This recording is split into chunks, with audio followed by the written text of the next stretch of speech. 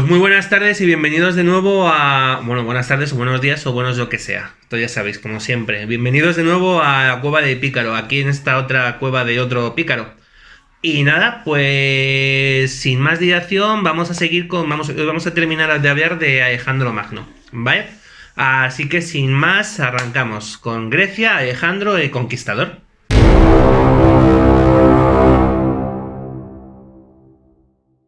Y es que después de pasar el invierno en Gordión y mientras Darío III se ponía enfrente de las tropas persas, Alejandro dirigirse hacia el sur para completar la conquista de la costa mediterránea del imperio persa, ¿vale? Poniendo sus ojos en la región de Cilicia y más allá en la región de Canaán y las antiguas ciudades fenicias.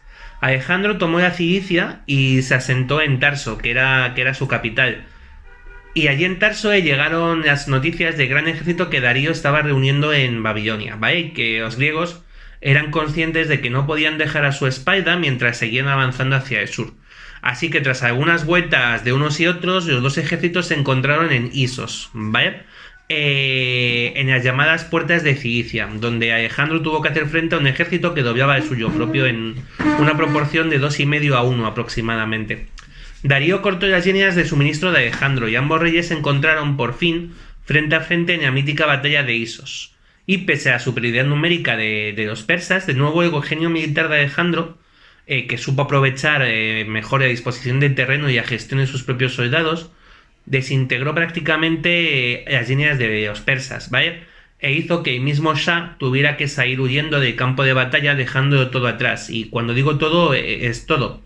Pues el Shah había acudido a la batalla acompañado por su madre, su esposa y sus hijas, que cayeron prisioneras todas ellas de los macedonios, aunque estos ya trataron desde el principio con un gran respeto. Y de hecho, Alejandro demostraría ese respeto al organizar un doble matrimonio, ¿vale?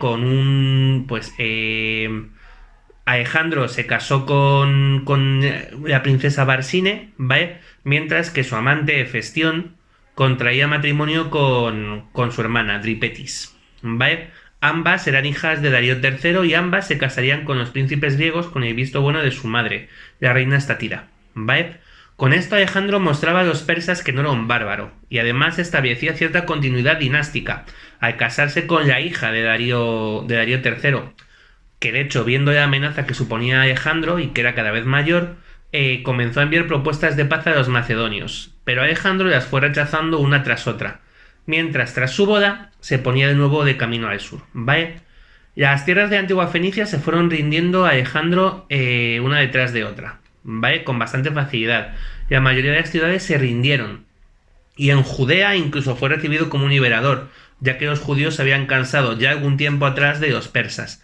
Pero ojo, que tampoco tardarían mucho en cansarse de los griegos, ya sabemos cómo funcionaba Judea, ¿vale?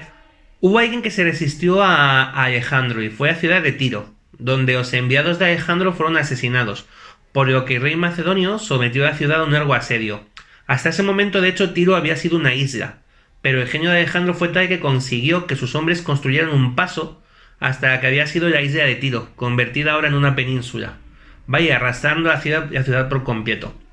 También se resistieron a Alejandro y dieron bastantes problemas en Gaza, pero una vez tomada esta ciudad, se abría ante Alejandro una de las provincias más ricas del imperio persa, Egipto. Y los egipcios recibieron a Alejandro con los brazos abiertos. Estaban hasta las narices ya de los persas, y encima corría por Egipto el rumor de que Alejandro podía ser el hijo biológico del último de los faraones, Nectanebo. Pues porque sí, por cosas de los rumores. Vale, y además era Nectanebo como representante del dios Amón, ¿vale? Que lo que hizo que los egipcios se pusieran de inmediato del lado de Alejandro contra los persas, que realmente no tuvieron ninguna opción de victoria en Egipto. Y de hecho, Alejandro no tardaría en ser coronado como faraón del Alto y del Bajo Nilo, ¿vale? En la ciudad de Menfis. Y una de las primeras acciones que Alejandro llevó a cabo fue la fundación de su propia capital, ¿vale? Alejandría, en el delta del Nilo. Una ciudad completamente griega en suelo egipcio. Y es que desde que llegó al reino del Nilo, Alejandro quedó completamente fascinado por el mundo y la cultura egipcia. Y parece que la presencia de Alejandro también fascinó a los egipcios, que representaron ni más ni menos que en los propios muros de Karnak, ¿vale? Presentando ofrendas a Amón. Uno de los elementos más enigmáticos de la presencia de Alejandro en Egipto fue precisamente su visita al oráculo de Siwa, ¿vale? Un templo de Amón situado en el mismísimo desierto del Sáhara, donde al parecer el oráculo confirmó a Alejandro su origen divino y le animó a que siguiera luchando, ya que era invencible.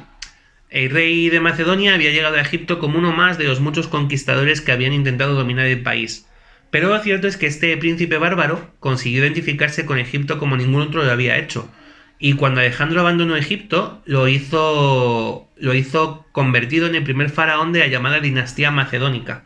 Había llegado a Egipto como Alejandro y lo abandonó siendo Setempenra Meriamón, ¿vale? El elegido de Ra y amado de Amón, Horus Mekkemet, protector de Egipto, ¿vale?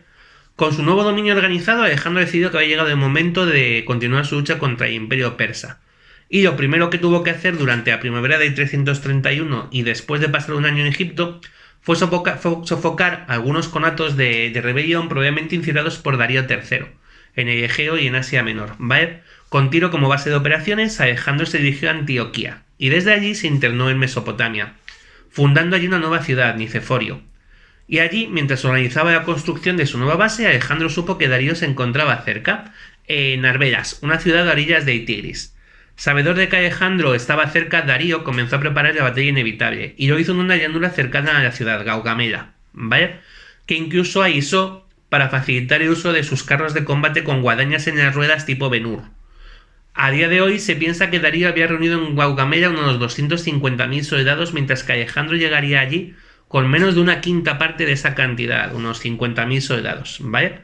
Y a pesar de la diferencia numérica, de nuevo Alejandro consiguió poner a los persas contra las cuerdas debido a su genialidad táctica, que hizo que Darío III decidiera de nuevo huir, ¿vale? Y al huir a Isha lo hicieron también buena parte de sus seguidores. Si Isos había sido un tropiezo para el imperio persa, Gaugamela fue sin duda el principio de una caída que ya no tendría solución. Con el ejército persa desbandado en el Tigris, toda la Mesopotamia se abría ante Alejandro, que no perdió el tiempo ni un instante, tomando en poco tiempo Babilonia y la propia Susa, para luego dirigirse a Persépolis, donde pasaría el invierno y en un acto simbólico quemaría el palacio de Jerjes, ¿vale? Darío III continuaba huyendo hacia el interior de Persia, a provincias más occidentales. Se refugió en Ecbatana, la antigua capital de los medos, ¿vale? Para luego dirigirse a la Bactriana, en el actual Afganistán. Y tras él marchaba el ejército de Alejandro, al parecer decidido a todas leche a capturar a Esa.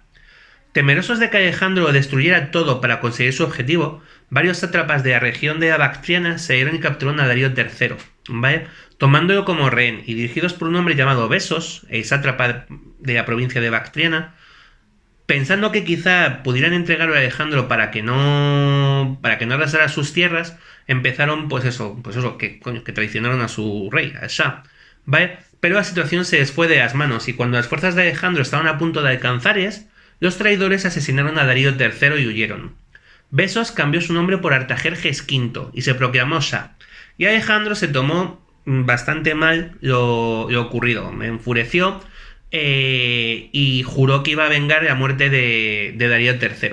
¿Vale? De hecho, el rey de Macedonia se encargó personalmente de que el cadáver de Darío III fuera embalsamado y enviado a Ecbatana, y desde allí a Persépolis, donde fue entregado a su madre para que pudiera llevar a cabo los rituales funerarios que correspondían al que sería el último gran emperador de la Persia aquemenida. Y si Artajerjes V y los conspiradores habían pensado que sus acciones les iban a ganar el favor de Alejandro, lo que consiguieron fue lo contrario. El rey de Macedonia continuó persiguiéndoles. Artajerjes V consiguió hacerse fuerte en Bactriana, pero Alejandro no cesó en su empeño. En el 329 a.C. atravesó el norte de la India y desde la ciudad de Gándara atravesó el propio Hindu Kush, las montañas, ¿vale? Por una serie de caminos que Artajerjes V había dejado desguarnecidos al considerar que era una locura intentar atravesarlos llenos de nieve y de hielo como estaban, ¿vale? Alejandro, que estaba bastante zumbado parece ser, no solo lo intentó, sino que lo consiguió. Y tomó Bactra, y haciendo que en un golpe de karma, Artajerjes V fuera traicionado por sus generales, ¿vale? Que lo entregaron a Ptolomeo, uno de los más cercanos amigos de Alejandro, y que por lo tanto acabó en manos del rey de Macedonia, del emperador, que para sorpresa de sus propios seguidores aplicó a Artajerjes V la pena por traición, cortándole las orejas y la nariz antes de entregarle al hermano de Darío III, el príncipe Oxatres, ¿vale? Que llevó a ese traidor hasta el mismo lugar donde Darío había sido asesinado y allí fue crucificado y asaeteado. Y además, para más Inri, no dejaron que los buitres se comieran su cadáver, que resulta que era sagrado para los zoroastristas, ¿vale? Y que era pues como, no sé, como tirar en tierra no consagrada o algo así, ¿vale? Era condenar no solo en esta vida, sino en la siguiente, ¿vale? Con la muerte de Artajerjes V, además, acaba la dinastía aquemenida y Alejandro se convierte en el nuevo Shah de Persia. Y continuamos con Grecia, con Alejandro convertido en emperador. Y es que curiosamente la ruta de Alejandro Magno por el norte de la India para luego atravesar el Hindu Kush se convirtió en una de las experiencias más exóticas de todo el viaje de Alejandro, y en los escritos de la época se habla de encuentros con gigantes, con amazonas e incluso con dragones, ¿vale? Pero es que además en ese camino Alejandro conoció a Artabazo II, que era el sátrapa de Asogdiana, una región del norte de la India, cuya hija Roxana contraería matrimonio con el propio Alejandro. Después de que éste repudiara, bueno, más que repudiar, dejó a Barsine, a la hija de Darío, como concubina, ¿vale? Ya que ésta tuvo un hijo, Heraquies, bueno, pues cuya paternidad, por lo que se ve, era más que dudosa, ¿vale? Cosas de la época, igual como lo sabían, ¿vale? Por aquello de que se marchó Alejandro a la guerra y volvió a ver dentro de 12 meses y todavía tiene un niño, cosas de estas, ¿vale? Porque a prueba de ADN estamos convencidos de que no. Humillada por el matrimonio entre Alejandro y Roxana, Barsine se trasladó a Pérgamo, donde ya pasó el resto de su vida junto a su hijo Heraquies, ¿vale? Con Artajerjes V muerto, parecía que Alejandro por fin podía dar por finalizada la conquista de Persia. Pero para su sorpresa, uno de los generales que había entregado al Shah a Ptolomeo, Espitamenes, reclamó la independencia de Asogdiana y otras satrapías del actual Afganistán, y cuando Alejandro se negó, pues Espitamenes provocó tal caos que hizo que el reciente dominio del nuevo Shah se tambaleara. Espitamenes consiguió el apoyo de las tribus nómadas de la región y atacó las posesiones griegas, ¿vale? Incluidos los dominios del suegro de Alejandro, la Sogdiana. Y el emperador reaccionó fortificando las ciudades y los pasos de montaña, pero sobre todo los oasis, dejando a Espitamenes sin recursos para sus jinetes y su caballería. Uno de los generales de Alejandro, Coeno, terminó derrotando a Espitamenes, que en su huida va a ser capturado, y esto empieza a ser repetitivo. Fue capturado por sus propios hombres, que lo decapitarían y enviarían su cabeza a Alejandro, como regalo. Y continuando con su política de matrimonios, Alejandro facilitó el matrimonio entre la hija de Espitamenes, la princesa Apama, y uno de sus más fieles seguidores, Seleuco. ¿Vale? Seleuco y Apama van a tener un hijo bastante importante en el futuro, Antíoco, con el que va a dar origen a una de las dinastías más importantes de la antigüedad. ¿Vale? Pero esto lo veremos más adelante. Por cierto, parece ser que en cuanto los griegos entraron en Persia se hicieron afines a conspiraciones, a esas conspiraciones tan propias del Imperio Persa, y Alejandro tuvo que hacer frente a varios intentos de acabar con su vida por parte de sus propios hombres. Pero uno de los elementos más llamativos fue el llamado incidente de la prosquínesis, de la reverencia, ¿vale? Y es que entre los persas estaba extendida esa forma de reconocimiento del poder del rey, algo que era nuevo para los griegos, entre los cuales más o menos todos los hombres eran iguales, por lo que ninguno tenía que arrodillarse ante otro, ¿vale? Sin embargo, fascinado por el mundo persa, Alejandro impuso el ritual de la prosquínesis entre sus hombres, lo que provocó que tuviera un enfrentamiento directo con uno de sus fieles más cercanos, Quito el Negro. Ya sabéis, el general de su caballería, de los Getairoi, ¿vale? Durante ese conflicto, esa pelea con Quito el Negro, Alejandro perdió los nervios y le quitó una lanza a uno de sus hombres y atravesó al que había sido su amigo, a Quito, acabando así con la vida del hombre que le había salvado en la batalla del río Gránico. Parece ser que luego se arrepintió mogollón, pero bueno, que tengamos esto también como prueba de que el carácter de Alejandro era regulero. Que por cierto, Alejandro no había terminado de conquistar cosas, no vayamos a creer. Su viaje por el sur de Hindu Kush, además de haber mostrado una tierra extraordinariamente extraña, le había dejado ver las riquezas del Valle de Indo. Así que en el año 326 a.C. comenzó a organizar nuevas campañas, aunque antes convocaría a los príncipes de la satrapía de Gandhara, el actual Pakistán, dándoles la opción de que se rindieran y se sometieran a él de forma voluntaria. Así lo hizo, por ejemplo, el rey de Taxila, uno de los reinos más amplios de la región, pero varias tribus de la zona se negaron a acatar el dominio de los griegos, por lo que Alejandro se puso de nuevo al frente de sus hombres y comenzó a desplegarse por el norte de la India. Quizá Alejandro pensaba que tras haber luchado con el todopoderoso imperio persa, el norte de la India iba a ser un paseo, pero se encontró con una resistencia furibunda por parte de los rajás del territorio, que lucharon por cada palmo de terreno, y de hecho Alejandro sufrió varias heridas en esta región, aunque eso no le evitó ir avanzando hasta encontrarse con la resistencia de la ciudad de Masaga, ¿vale? De hecho, el rajá de esta ciudad había muerto en batalla contra los griegos, pero su anciana madre, la reina Queofis, tomó el mando de los ejércitos indios y animó a varias mujeres a combatir también, de modo que Alejandro se encontró luchando contra hombres y mujeres absolutamente decididos a defender su ciudad, recibiendo incluso una herida grave en la pierna y siendo incapaz de conseguir tomarla, salvo recurriendo a astucias y estratagemas, ¿vale? Y cuando finalmente lo consiguió, ejecutó a toda la población de la ciudad, acción que repitió más adelante en otros pueblos que se resistieron como Ora y Aornos, ¿vale? Quizá esperando conseguir que el resto de los rajas de la región se rindieran por miedo a la presencia de los hellenos.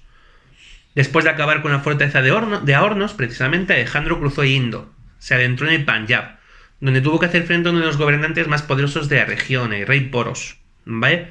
Que gobernaba un antiguo reino llamado Pauravas, con más de 100 ciudades en él.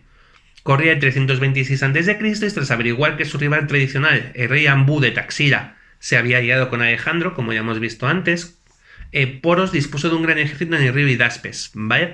Donde esperaba hacer frente a los invasores. Al parecer, Poros comandó en persona a su ejército, montado sobre un elefante indio de guerra, ¿vale? Y aprovechó eficazmente a las dos islas que había en el río Hidaspes para desplegar a sus hombres. Pero de nuevo Alejandro fue mejor general, aunque sufrió grandes pérdidas, incluyendo de su famoso caballo, Bucéfalo. Pero finalmente consiguió hacer que sus macedonios cruzaran el río y rodearan el ejército de Poros, lo que hizo que el rey de Pauravas decidiera finalmente rendirse, pidiendo que se le llevara ante Alejandro. Sorprendido por el arrojo del rey enemigo, Alejandro finalmente no solo perdonó la vida de Poros, sino que nombró sátrapa de la región, ¿vale? Que además seguiría añadió trozos de tierra que anteriormente no habían pertenecido a Poros, y éste seguiría gobernando, aunque fuera en nombre de Alejandro, ¿vale? La batalla de río Hidaspes fue la última de las grandes batallas de Alejandro, ya que ante la perspectiva de seguir hacia este, donde se encontraban los dominios del poderoso imperio Magadha, el propio ejército de Alejandro amenazó con un motín. Estaban ya hasta los cojones, hay que entender también a los muchachos. De modo que el conquistador decidió que había llegado el momento de volver atrás. Y de nuevo por el camino, Alejandro estuvo a punto de morir, a tener que hacer frente a una tribu de la zona, los Marios, ¿vale? Alejandro resultó herido. Bueno, herido no, es que una flecha le atravesó un pulmón, ¿vale? Y de hecho sus propios seguidores pensaron que el rey había muerto, lo que les hizo arrasar a todos los Marios, matando a hombres, mujeres y niños. Aunque finalmente el cirujano de Alejandro conseguiría salvarle la vida, de modo que mientras enviaba parte de su ejército a explorar el Golfo Pérsico, el emperador se dirigió directamente a Babilonia, y aquí iba a ser su capital, la capital de ese gran imperio que había planificado. Alejandro no pudo retirarse a una vida ociosa, eso sí, las cosas como son. Como había ocurrido con Quito, los oficiales griegos no veían bien la adopción de Alejandro de muchas costumbres orientales, incluyendo el protocolo de corte y el propio vestuario. Y eso provocó varios alzamientos y motines y de hecho varias ejecuciones, ¿vale? Lo que además Alejandro descubrió que varios de sus sátrapas habían cometido bastantes abusos sobre sus provincias y también lo solucionó ejecutándoles, ¿vale? Por el camino pasó por Susa y por Ecbatana, donde sufrió una gran pérdida, ¿vale? Pues allí, a causa de una enfermedad o de veneno que con los persas nunca se sabe, murió Hefestión, el que había sido su compañero, su amigo y su amante desde el principio de sus conquistas, ¿vale? Y en los últimos días de mayo del año 323 a.C., Alejandro enfermó en su residencia, en el palacio de Nabucodonosor II en Babilonia, ¿vale? Y aunque sus médicos se esforzaron en sanarle, con todos los tratamientos que tenían a mano y con la tensión entre sus seguidores creciendo día a día, después de 12 días de enfermedad, Alejandro moría el 10 de junio del año 323 a.C., a 10 días de cumplir los 33 años. Por supuesto, la muerte de Alejandro se ha convertido en uno de los grandes misterios de la historia. ¿Fue envenenado? ¿Fue una enfermedad? Algunos acusaron en su momento a Yolas, no Yolas Berrocals, Yolas. Era el copero de Alejandro, que habría actuado por orden del gobernador de Grecia, Antípatro, que ya había tenido sus más y sus menos, que se llevaba a matar, como ya comentamos en el anterior programa, con la madre del rey, con Olimpia, que a estas alturas ya se había exiliado a Épiro, ¿vale? Aún así, los historiadores más contemporáneos consideran que probablemente fuera una enfermedad, ya que hubiera sido un veneno extraño y que tarda 12 días en hacer efecto, ¿vale? Se habla de pancreatitis, se habla de paludismo, de fiebre del Nilo, de síndromes extraños. Lo cierto es que a día de hoy no sabemos qué fue lo que acabó con la vida de Alejandro en Macedonia. Y lo que acabó con su vida también acabó con su imperio. Por cierto, la tumba de Alejandro Magno se sabe que estuvo en Alejandría, pero está perdida. Es uno de esos misterios, otro de esos misterios de la historia. ¿Dónde está la tumba de Alejandro Magno? No lo sabemos. Egipcios, búsquenla. Bueno, además porque encontrando una momia igual averiguábamos cómo había muerto. De esto de CSI Egipto. CSI Alejandro. Bueno, como era de esperar, una estructura política tan inmensa como el imperio de Alejandro comenzó a tambalearse en cuanto él murió. Pero es que además lo hizo sin un heredero claro. La reina Roxana estaba embarazada. Cuando falleció el rey aún seguía embarazada. De modo que había un heredero en camino, pero el mundo no estaba muy dispuesto a esperar. Y los generales de Alejandro, los diadocos, como ya habíamos de ellos que se llamaban, dieron un paso al frente, decididos a mantener su poder y su lugar en la historia. Pero de esto hablaremos un poco más adelante, que en los años de Filipo y Alejandro habían pasado más cosas en el resto del mundo y las hemos dejado apartadas. Así que nada, terminamos hoy con Alejandro y la semana que viene, pues, si los dioses lo permiten, hablaremos de Roma, de China y de, pues, de sobre todo esto de Israel y todo este tipo de cosas que nos hemos ido dejando al centrarnos un poco en Grecia y Alejandro. Así que nada, espero que os haya gustado, ya sabéis cómo va esto, likes, difundir, colorines, no sé, comentad. Y si queréis cualquier cosa nos lo contáis. Así que nada, salud seres.